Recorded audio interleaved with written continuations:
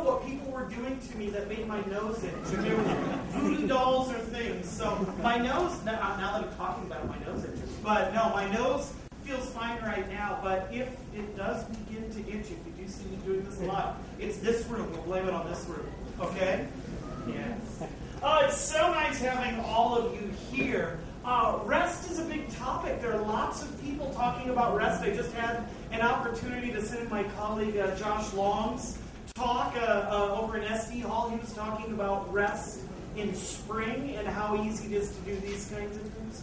Don't tell him, but it's much easier to do it Grails. Yeah, it's much easier. But the wonderful thing about Grails is Grails runs on top of Spring MVC. So I wouldn't be able to show you any of the cool things I'm about to show you here if not for what Josh is doing in my underlying framework, Spring and Spring MVC and all those kinds of things. So it is always nice seeing how the other half lives and see how other people do these kinds of things. How many of you are using REST right now in your applications? Ah, very good, very good. How many of you are using SOAP in your applications? Okay. Do you have plans to convert your SOAP web services to REST? Yeah. No!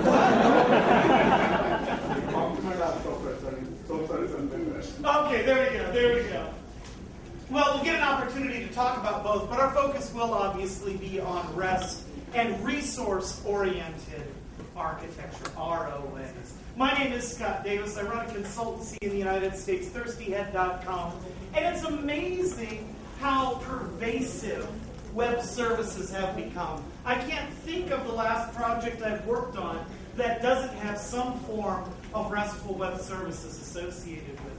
I had a team of developers at Time Warner Cable, and we were working on a smart TV app for Samsung TVs. It's really neat. You can buy a new Samsung TV, pull it out of the box, hang it on your wall, because we all are hanging 60-inch flat-screen TVs in our bedroom, right? That's what we all do? Yeah.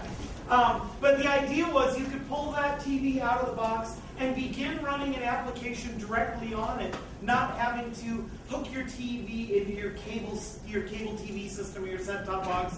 You'd be able to watch all of your live television, all your video on demand, all your things like that just through the web. That was a RESTful web service application. Because what I didn't know at the time, but what I soon began to realize, is that cable set-top box sitting in your house is a RESTful endpoint. When your TV, which has no wires at all connected to your cable set-top box, your TV is able to say, what's now playing on the television, making an HTTP GET request, and the set-top box would tell you what's playing. Yes? Oh, my mic is not turned on? I was warned. There we go. That's a little better, isn't it? You want me to start over? Hi, my name is Scott Davis. So in that situation, even though we were arguably focusing on backbone and client-side MVC and smart TV development, we wouldn't have been able to do anything in that project without having a good, solid understanding of REST. Another project I'm working on right now is for a pharmaceutical company. And they said, we want to use a variety of different client-side JavaScript libraries.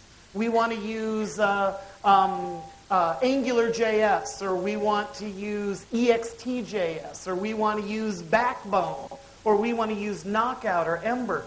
Guess what? Every single one of those client-side JavaScript-based applications assumes that there will be some RESTful web service going on the back end.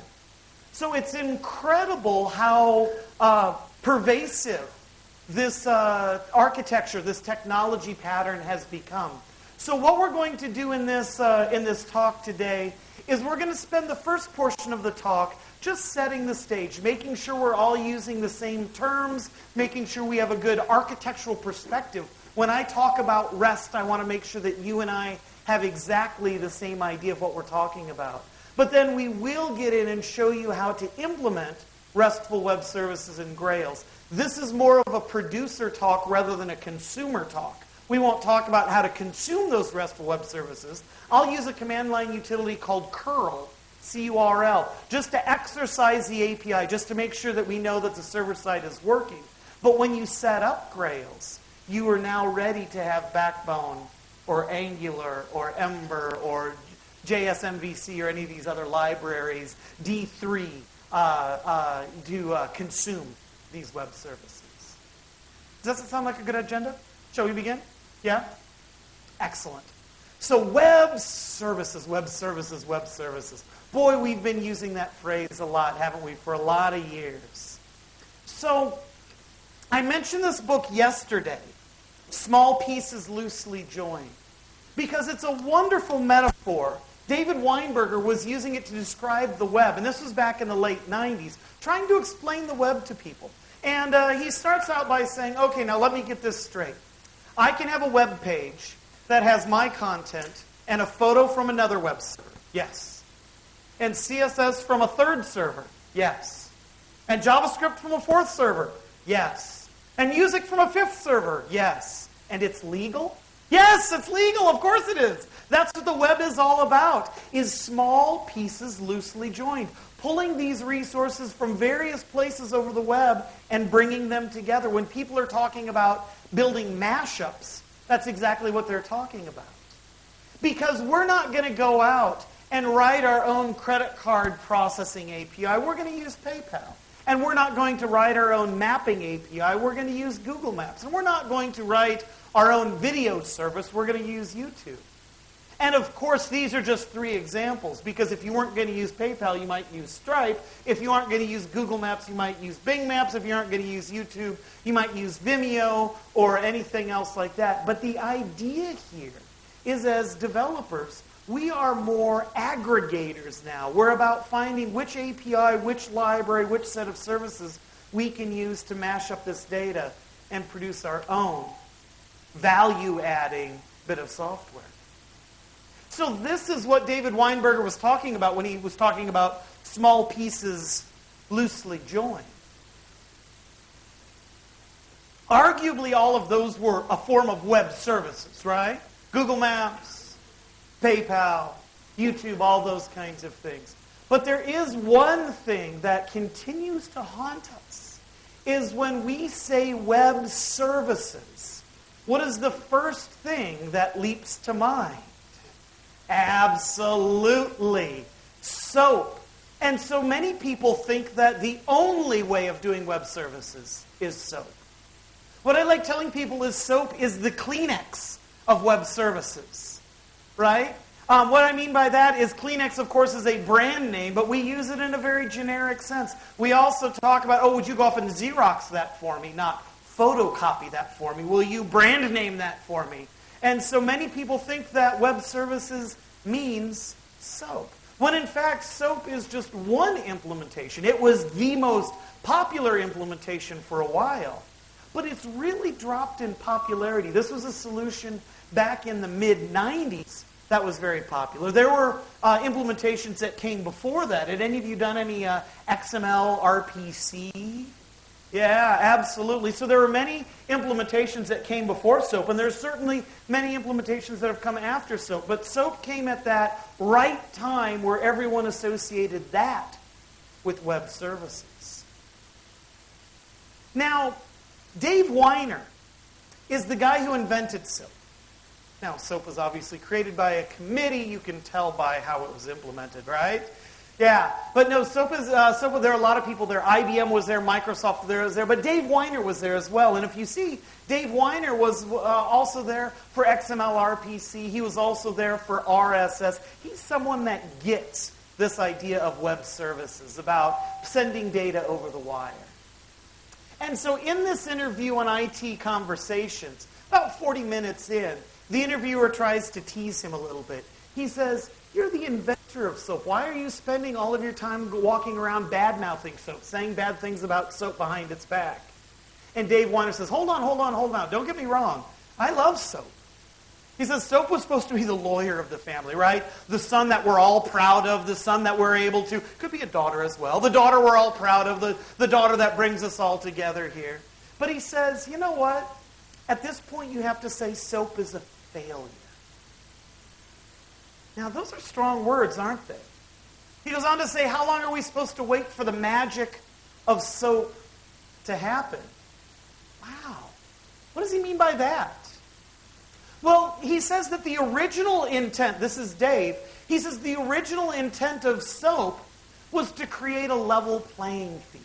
He wanted everyone to begin using this web service, but more than having it just be popular, he wanted it to be invisible. He wanted it to be so ubiquitous that it just kind of faded into the background. Quick, what version of HTTP are you using? Very good. 1.1. Most people say, I don't know. Right? Do you remember when 1.1 came out? Yeah, 97, 98, right around there. It's a great example of something that is so ubiquitous and it's just faded off into the world, into the background. None of us spend any time saying, what version of HTTP are you using? Are you using HTTP 1.0 or 1.1 or 1.1 Service Pack 3? Are you using Microsoft's implementation of HTTP or JBoss's or Springs, right? It's one of those technologies that has just faded off into the woodwork. Did SOAP ever achieve that level of ubiquity? No, sadly it didn't, did it? So I'm not saying anything bad about SOAP. SOAP, from a technological perspective, does exactly what it is supposed to do, but it never reached that level of ubiquity. You didn't have grandmothers out there creating SOAP services to share photos of their grandkids. Is your grandmother doing that? My grandmother isn't doing that. If your grandmother is, I want to meet her. She's a very smart grandmother. So this is Tim O'Reilly, the founder of O'Reilly Publishing. He's a smart guy. He's coined phrases like Web 2.0, trying to describe what the second generation, after a decade of doing web development, how things changed. Certainly, web services were kind of a part of that Web 2.0 phenomena there. So Tim O'Reilly said, I was hanging out with Amazon's chief web architect there, and they had real numbers to put behind this. Amazon is still just trying to sell books. So they don't care what technology they offer to sell these books. They just want to get the books into the hands of buyers as easily as possible. And so they had two versions of their web service, one SOAP-based and one REST-based. This is several years old, but at the time of this quote, he said the RESTful web services, almost 9 out of 10 requests were coming in over the RESTful endpoints versus the SOAP endpoints, even though they both offered the same functionality. He went on to say, this is Tim O'Reilly again, he said that despite all the corporate hype, and let me walk that back a little bit, how about given every opportunity?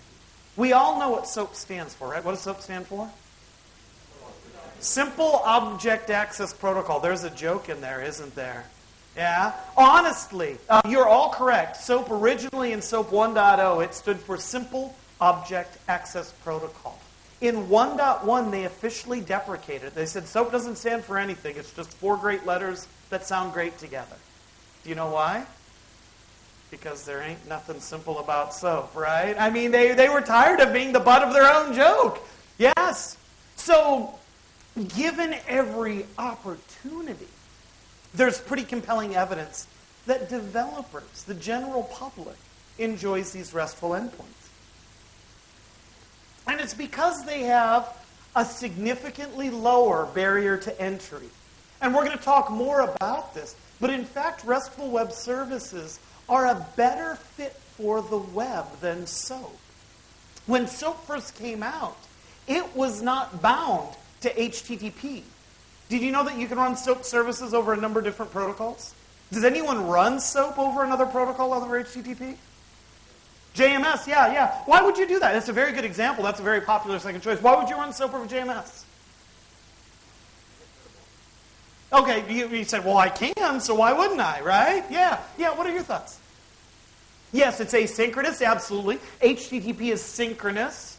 JMS is asynchronous. There's one other key reason.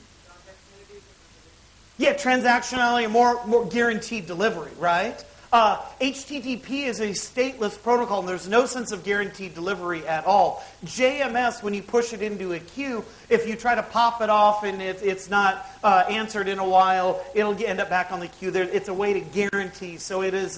It's a number of things. That's not, again, better or worse. It just shows that SOAP is loosely coupled to HTTP. It's because at the time, the web was getting very popular, and so there were a bunch of other protocols out there. There was Gopher, there was Waste, there were FTP, there were a number of different protocols out there. So they said, why don't we write a protocol that could run over any one of these different things? I probably would have made the same architectural decision at the time that they did. But what they couldn't realize is how ridiculously popular HTTP became. And I would say that the vast majority of SOAP developers are simply running it over HTTP. And what we're going to discover is that SOAP, since it wasn't built from the ground up using HTTP, it doesn't respect a lot of the same paradigms that other web-based services use. Most notably, everything done in SOAP. See, my nose is beginning to itch just a little bit. It must be this room. One of the things about SOAP that's most interesting is that everything in SOAP is a post. And you can't just deal with raw XML or JSON. You have to wrap it up in an envelope with a header and a bunch of different things like that. And so there's nothing wrong with that, but you can see it's a number of additional steps you have to go through that as traditional web developers you otherwise wouldn't. This is what Tim O'Reilly was trying to say about SOAP. But let's back this up with real numbers. Have you been to programmableweb.com? Programmable Web? It is the Google of web services.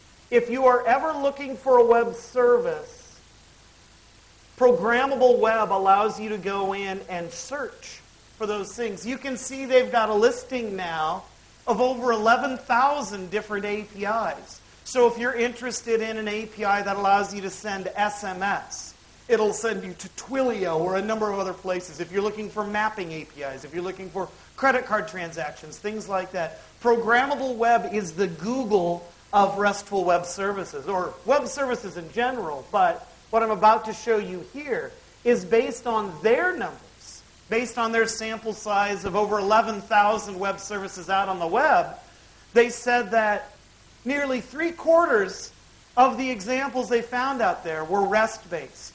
SOAP made up less than 1/4. And when we start mixing in JavaScript right there, we begin seeing that the overwhelming majority of web services out in the wild are using a RESTful paradigm. Does that make sense? Yeah. All right. So what do we mean by this? Now, I am going to show you what this means in a Grails context in just a moment. But let me show you a nice, simple little RESTful web service right here. I'm actually going to do this over in Chrome because I like its developer tools a little bit better. But here we go, a web service with an interface that only a mother could love, right? Best viewed by telnetting in over port 80. Yeah. But they say, here we go. If you make a specific request like this, City, Brighton, UK, what we will get at the other end of it is some XML, giving us the latitude and longitude points out of that. So I'm in from Denver, Colorado. So if I came in here right now and did a Denver, Colorado, US, you'd see that I get a very different set of latitude, longitude points out of this. So do you see what I'm doing? I'm making a simple HTTP GET request and I'm getting XML back. No post, no envelopes, no headers, no anything like this. This is about as low a barrier to entry as you could get. Normally, I'm making HTTP GET requests and returning HTML. I just happen to be returning XML at this point. What's especially fun about something like this is if I were to come in right now to my nice empty REST directory, right? And I'm just going to put together a simple Groovy file. We'll get to Grails in just a little bit here. But my GeoGroovy right here, here is that address that I was using in the web browser, yeah? Now let me ask you a simple, silly question right now. What is the data type of that address variable right now? Absolutely, absolutely. If we come in here right now and run it, you'll see that comes back as a Java lang string. Well, Groovy allows us to do some very interesting transformations. One of the things I could do is I could say, what if I wanted that to be a URL? I could say adder to URL. So with that one transformation now, what I have is a URL. You see where I'm going with this, right? What could I do now with a URL? Well, one of the things I could do is I could say, hey, if you would please, give me the text of that URL.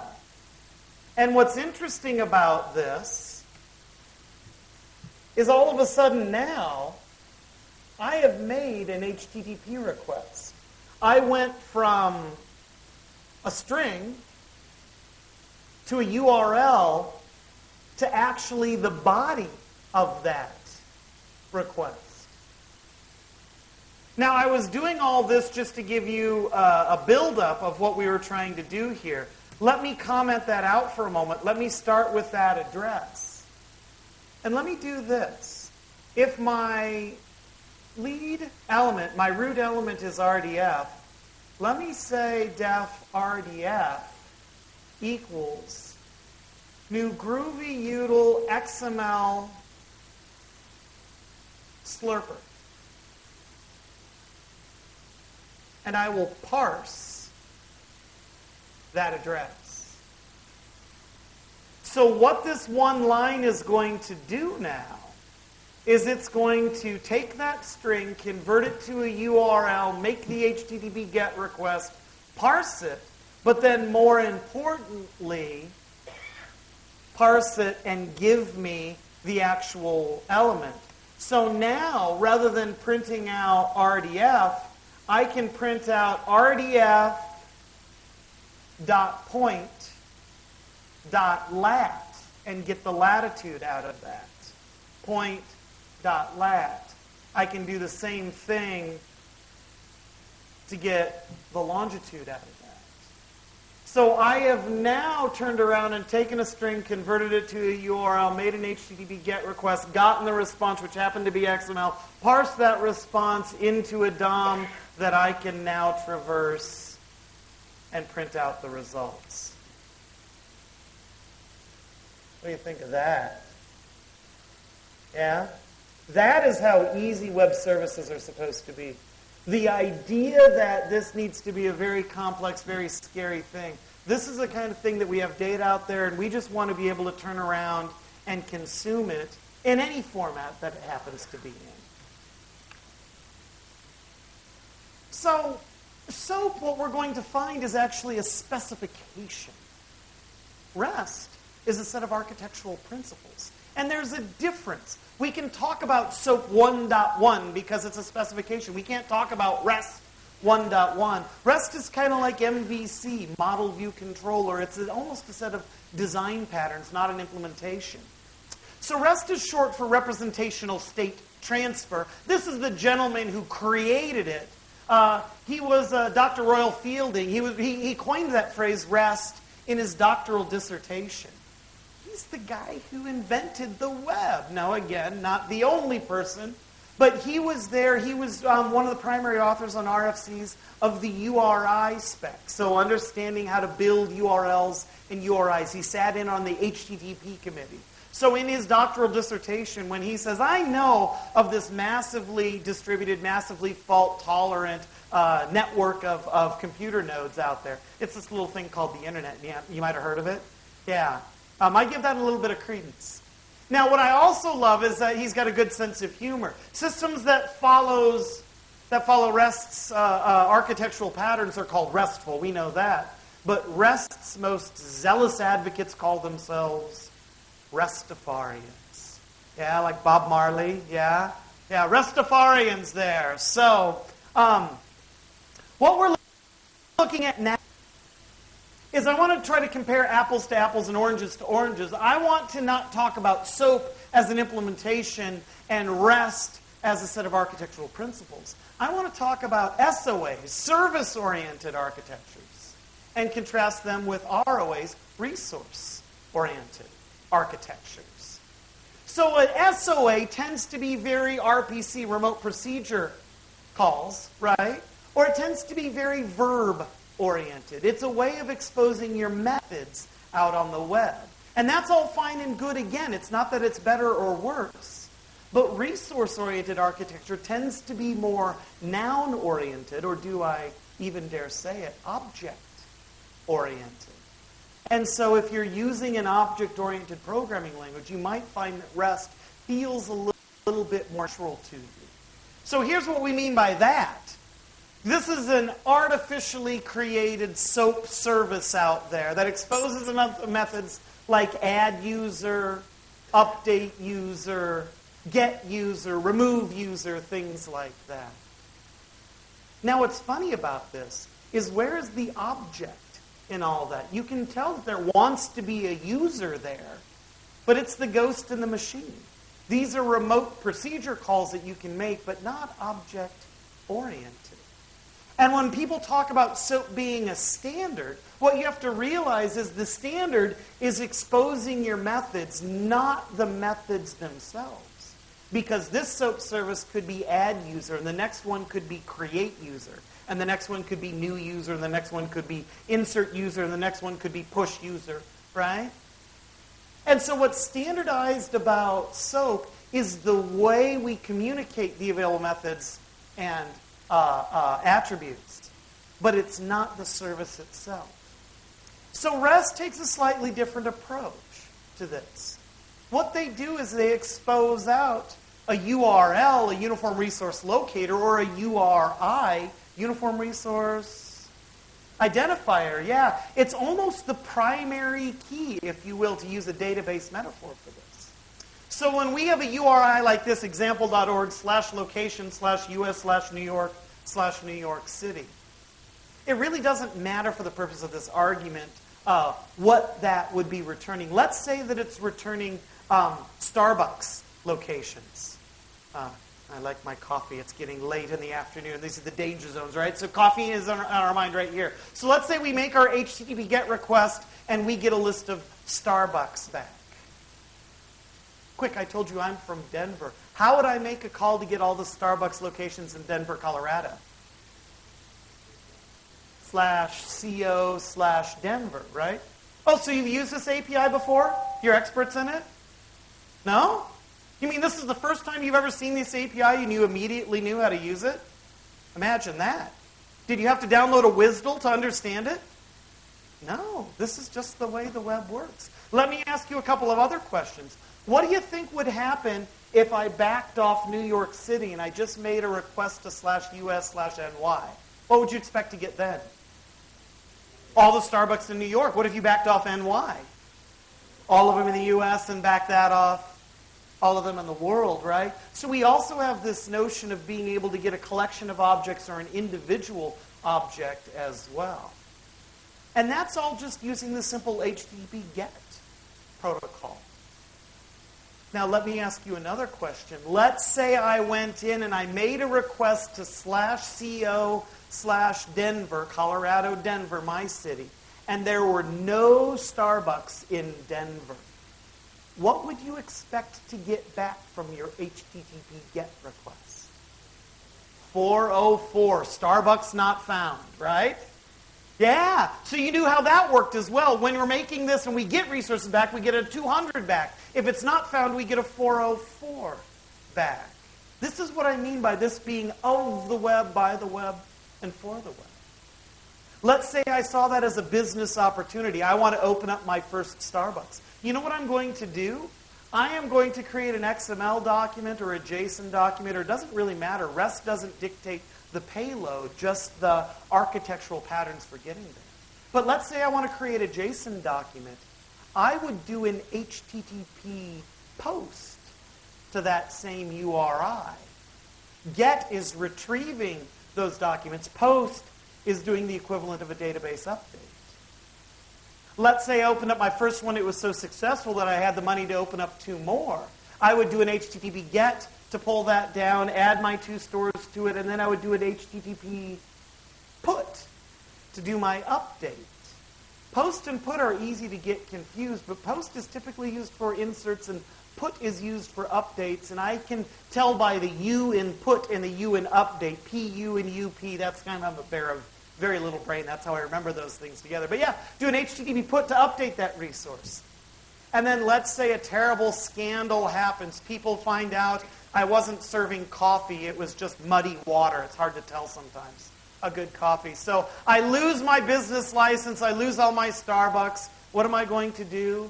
I'm going to make an HTTP delete to that same URI. And I'm going to delete all of my Starbucks. And I'm going to cry all the way to jail. Yeah. So you begin seeing we have 4 verbs that we deal with through all of this. Now, if all of that inserting and updating and deleting scares you a little bit, how would you secure this set of APIs? Does HTTP have a solution for that? Absolutely. We could do HTTP basic authentication if we wanted to send username and passwords in the clear. We could do digest if we wanted to hash it up a little bit. We could go full PKI and do public key, private key infrastructure and have 256-bit encryption on this kind of stuff. So you can see the web has solved all these problems. And if you feel comfortable buying books from Amazon through their website, you're using all the same protocols that you will be using for your web services. This is a solved problem, and solved very well.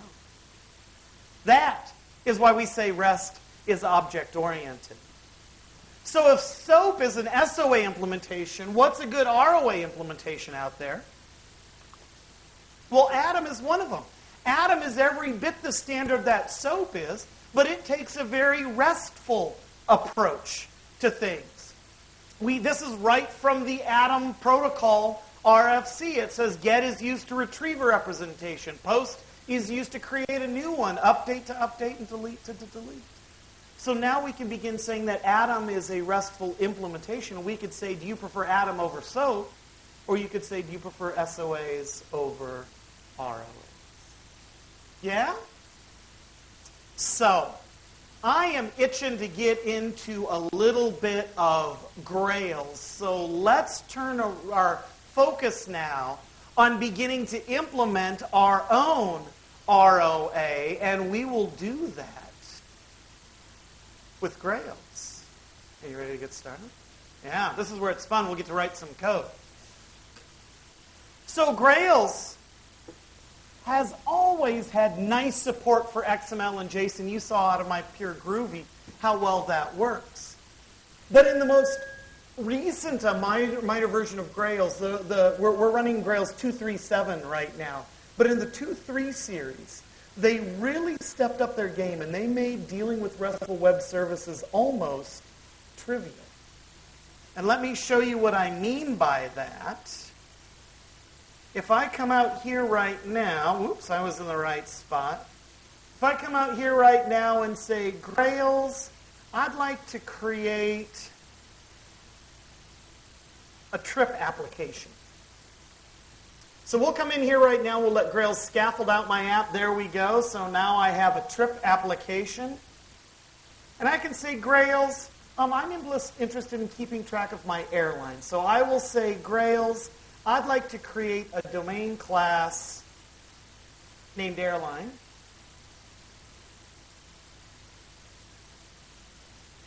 There we go, letting it do its thing right now. Waiting, waiting, waiting.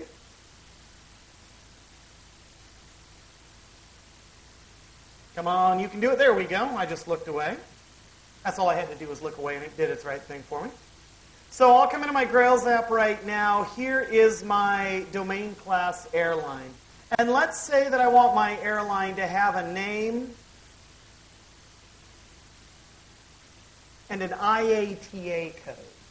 An IATA is those 3-letter acronyms for the airlines, UAL for United, AAL for American, those kinds of good things.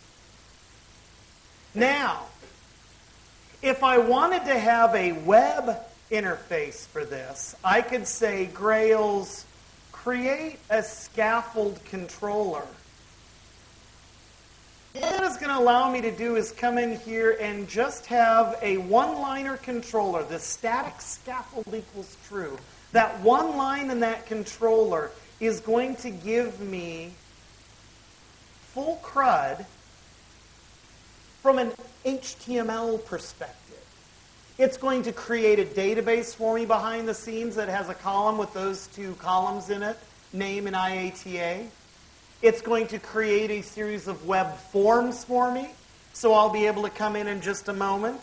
Come on, Internet, don't fail me now. There we go. So I'll be able to come in here right now and head over here. And there's my airline controller, and it's going to allow me to come in here and create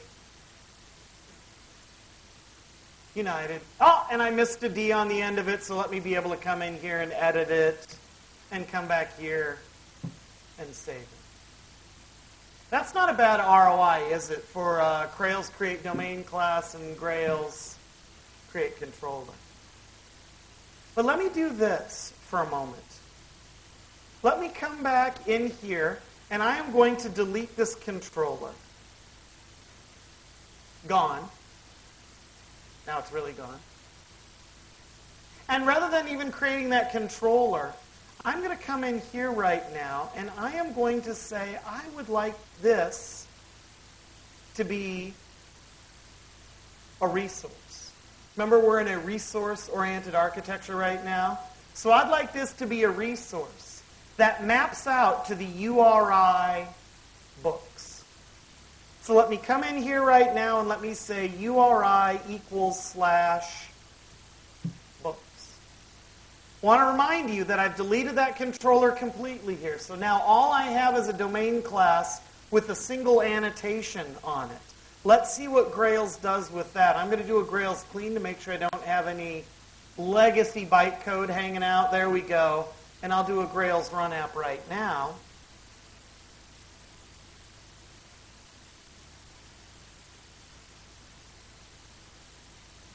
Let's discuss what's going to happen here.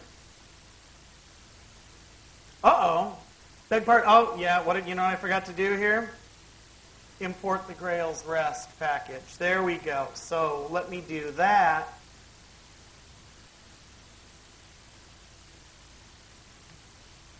There we go. Now I should be in good shape. Let's try this once again. Let's hear it for nice error messages. Here we go. Compiling, compiling, compiling. Running, running, running. And lag, lag, lag. You can do it. Come on, little fella. There we go. All right.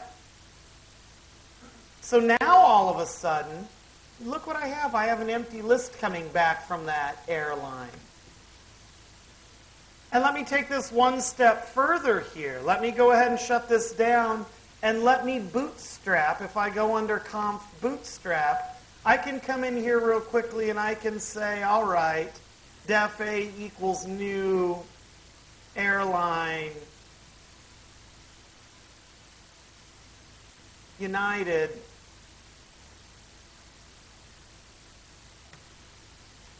And then what am I going to do? I'm going to say a.save.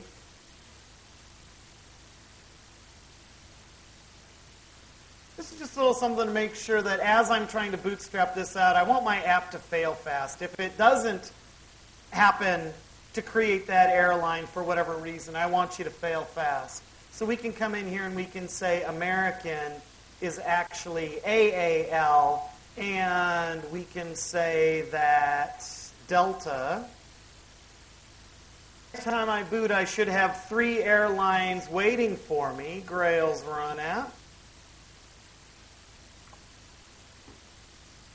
And what I'll be able to do, what? Yeah, guess what I forgot to do?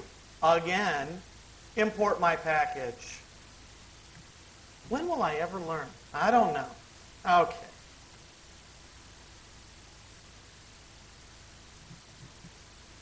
Here we come up. And so now it's created a database, done 3 SQL inserts for me, and now when I do an HTTP GET, it's going to take those results, transform them from a JDBC result set to XML or JSON, and send them back to me. So now all of a sudden, when I ask for airline, I'm going to get an XML representation back of those. Yeah? That's not too shabby, is it? That's not too shabby at all. So if I come in here and ask for an individual airline, all right, well, we've got a little bit of work to do here, but for right now, we're in pretty good shape.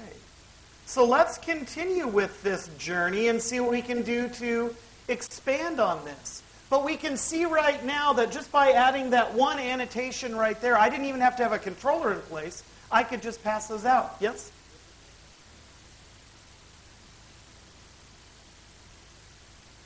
Did you hear that?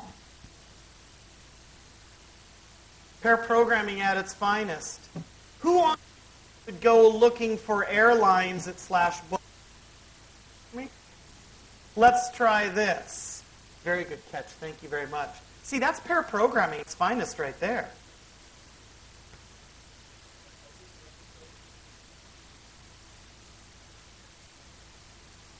This is an example I use over and over again. I think it might have been cached up, either browser cached or Grails cached up. I agree with you. That shouldn't have happened.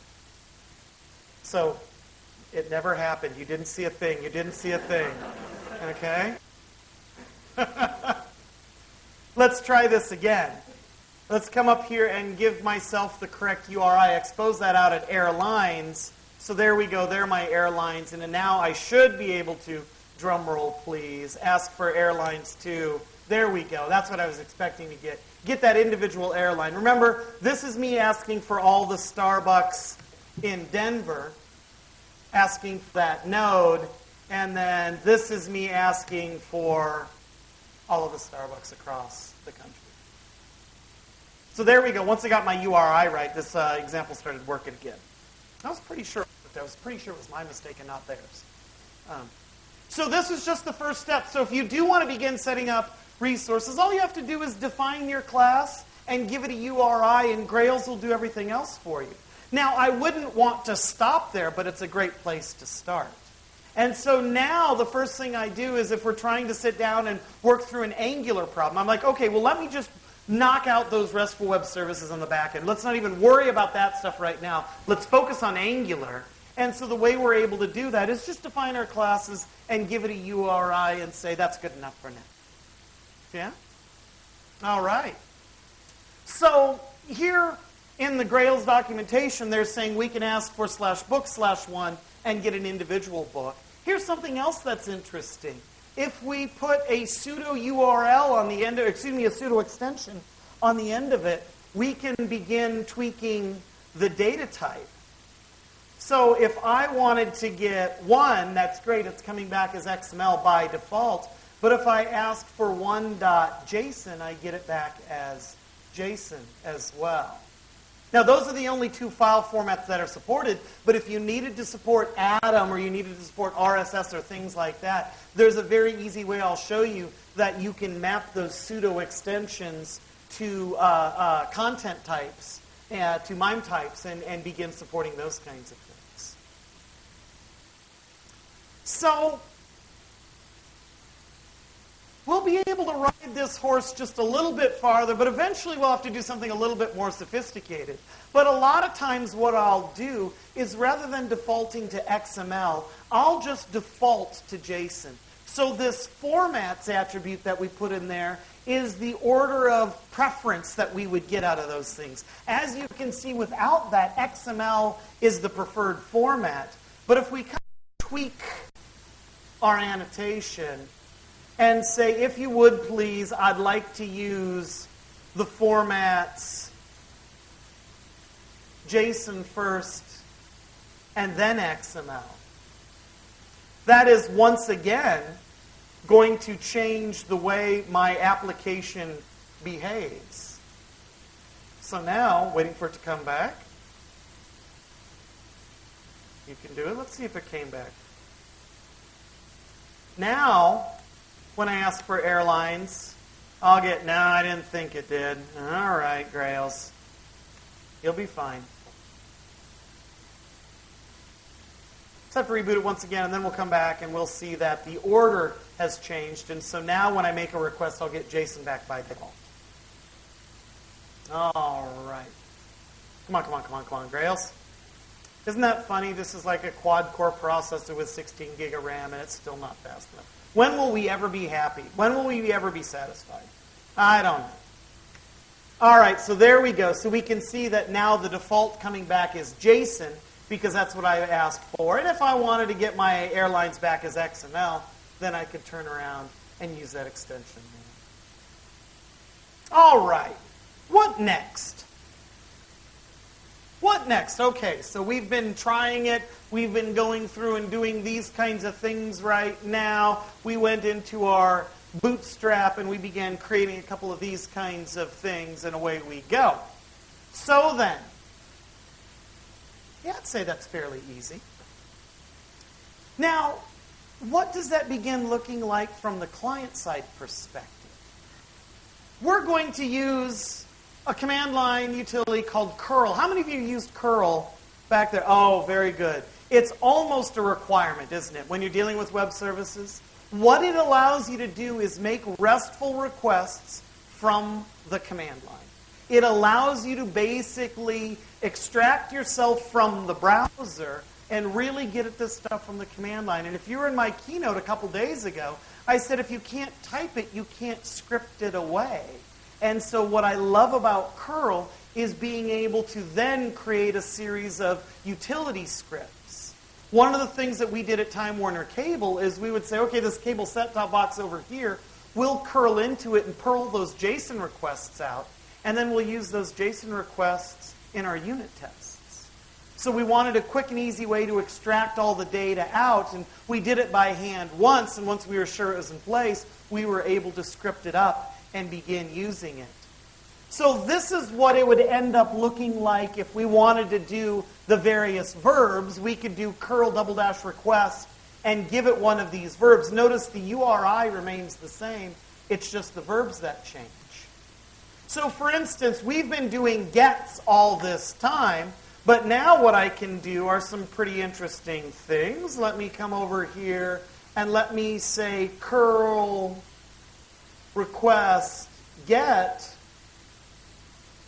localhost. Let me make sure I remember what port I'm running on here. 7777. Great. Localhost. Trip. Airports. Thank you. And so now I've got my JSON back here. But what's really especially interesting about that is, okay, I could get XML down if I wanted to, so I could do that. But the more important thing for me is being able to come in here and say, I want to make that request in verbose mode. So now I can begin seeing everything that's going on. I can see that I'm connecting to us on that port. I can see I'm making an HTTP GET request to this URI using HTTP 1.1. Yeah.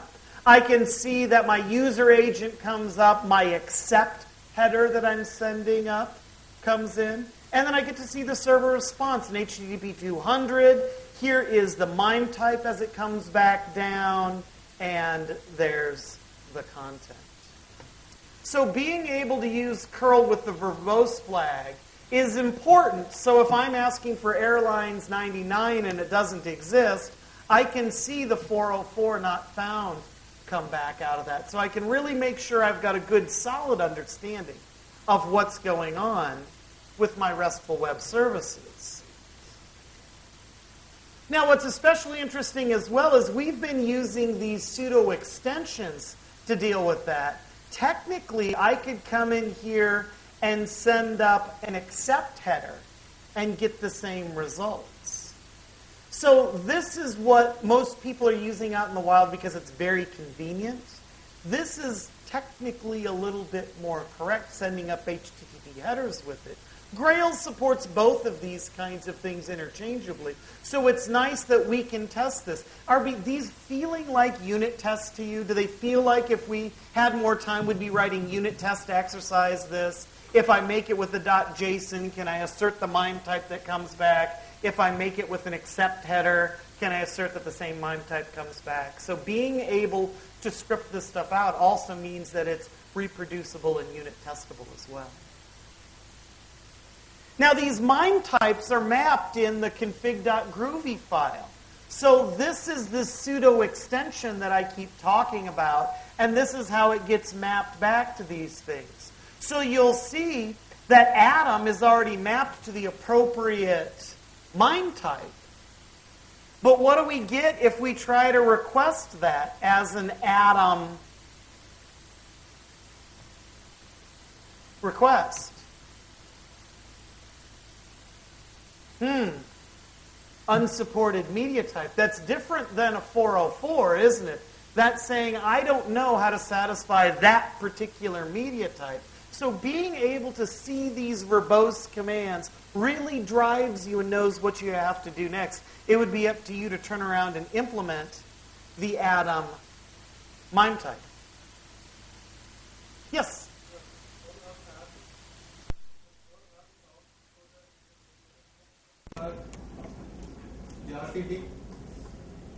So ask me one more time. Does it have options to get the response time of the service?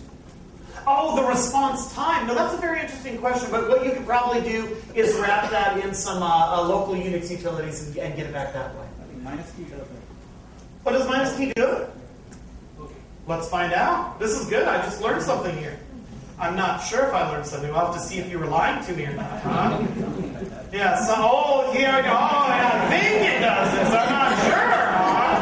Yeah. You're not so brave now, are you? No, I hope this does work. Let's see. No?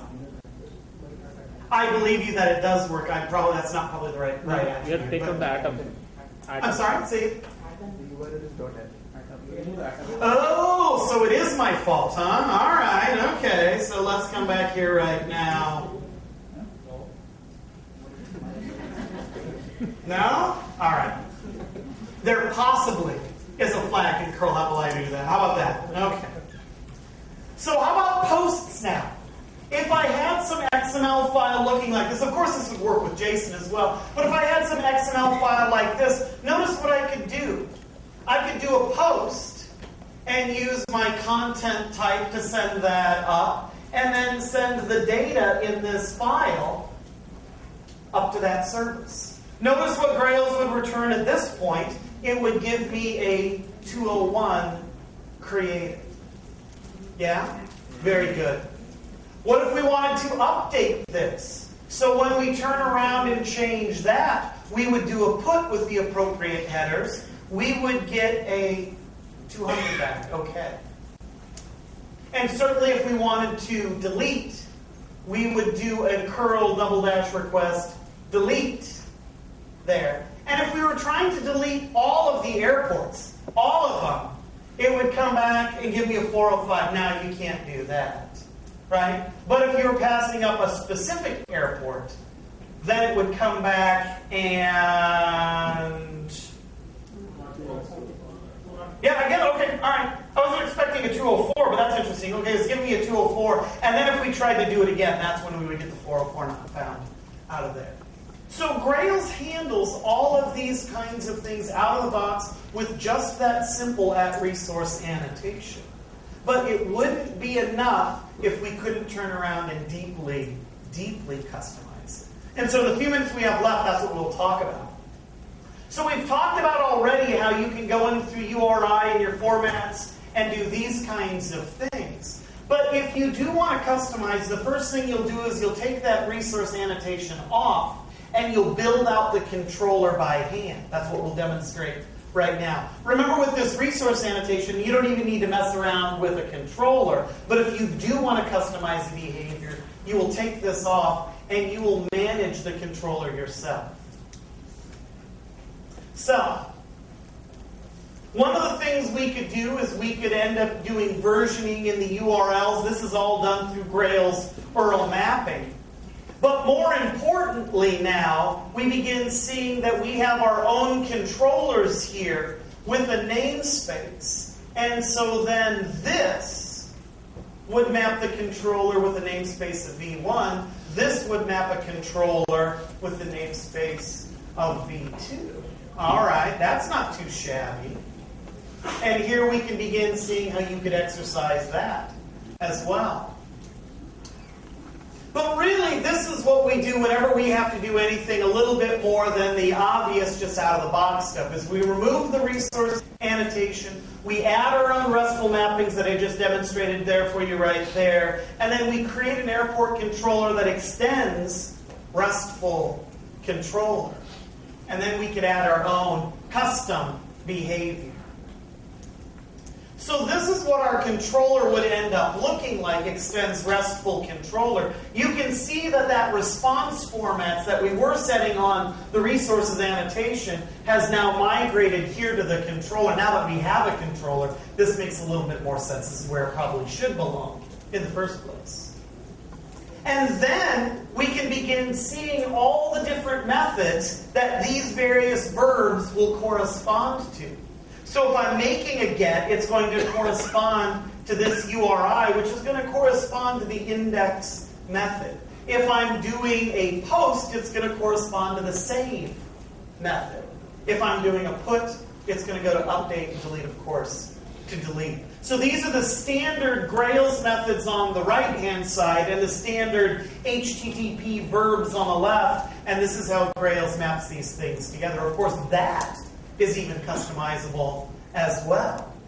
What would get on book /create? So this is an interesting thing right here.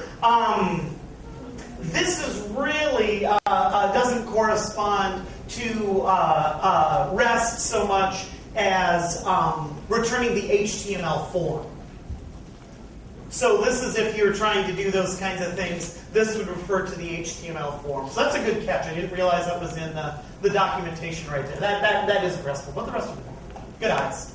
Good eyes.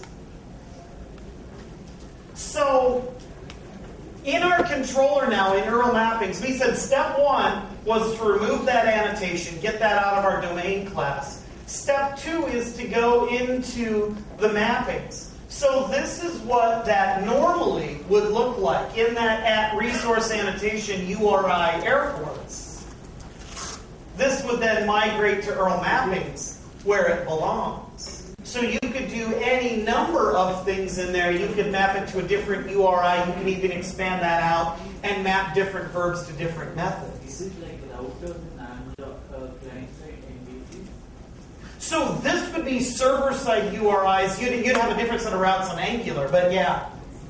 Similar. Yep, similar concept, absolutely. I mean, think of it as just doing kind of regex pattern matching. That's essentially what this file does. If it matches this, let's invoke that. So that's exactly how Angular does it on the client side as well. Yeah. So then all of a sudden, when we have a controller, we can start doing all kinds of interesting things. Like if we override the index method right here, we can turn around and we could say, no, I want to do this kind of stuff. Querying for resource, if I wanted to find it by the IATA code instead of the index, if I didn't want to search for airport or airline 1, I wanted to search for airline UAL, things like that. I would just do these two quick things right here. I would say that my query for resource, which normally searches by primary key, is now going to return airport find by IATA. So that allows me to begin searching by those IATA codes. And then this is just overriding the default. We could send in a max parameter and say I only want 10 resources, or it would return all of the airports in the list. So these are just some light customizations that you would do, leaving the rest of the controller in place and just tweaking the defaults. So we could could take this even a step further, and rather than just dumping out all the files, we could actually go in and customize exactly what files we're going to come back. Now, what our controller is essentially doing is saying render book list as XML. And again, what that's going to do is it's going to transform that book into an XML representation. All of the fields, maybe you don't want all the fields, maybe you don't want password fields, maybe you don't want things like that. So rather than doing the default, we can come in here and really begin customizing these kinds of things. This is a render as JSON.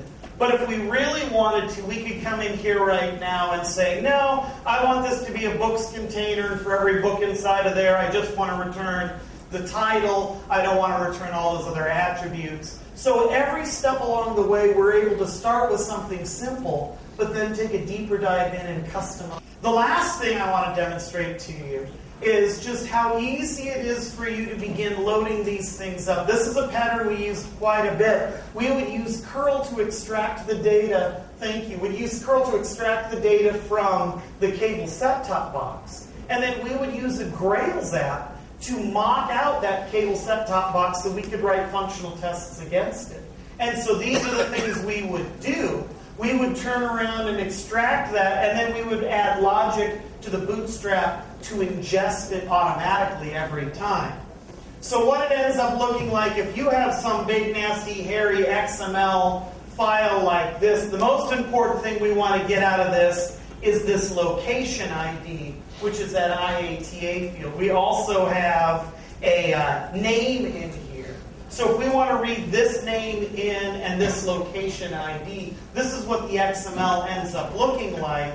And then this is what we would end up doing. We would end up providing the file name, and then we would call this convenience method. I'm going to show you that in just a moment.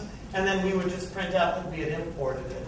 And what does that end up looking like when we import it? There's our XML slurper once again, but this time we're not slurping it over the wire like I demonstrated. We're reading in that file, and then I'm newing up an airline. I'm setting the IATA and the name based on the loc ID and the name field, and then I am calling save fail on error.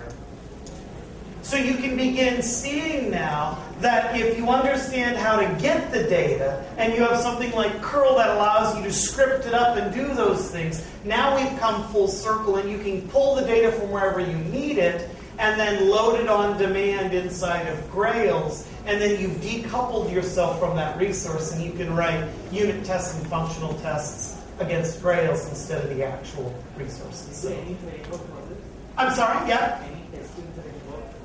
Oh, yeah. And my previous talk today, I ended up using Spock inside of Grails. And so Spock does a wonderful job with this. Jeb is another one, GEB, that sits on top of Spock that does that. So I'll generally write Spock Jeb tests against